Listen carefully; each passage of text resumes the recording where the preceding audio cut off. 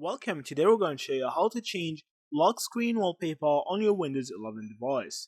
So first you need to actually go to the start menu from here, and you can actually click on the settings from here, or you can search for the settings app from here.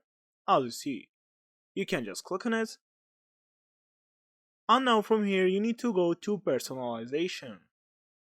After that you need to find the lock screen option and click on it. So from here there's the option to personalize your lock screen. You can actually choose from three options. There's the window spotlight, and the picture, and the slideshow. So you can actually choose a picture of your own or a couple of pictures that you want. As see from here, if you choose a picture, you can actually choose from a couple of pictures that Windows provided for you. Also, you can actually enable the get fun facts, tips, tricks, and more on your lock screen.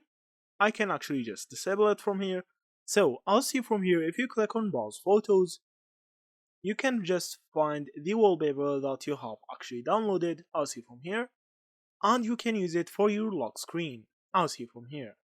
So it's actually very easy and very cool. You can just add any photo you want. You can use provided photos from Windows, or you can make a slideshow from a lot of photos that you actually added on a folder. So that's it.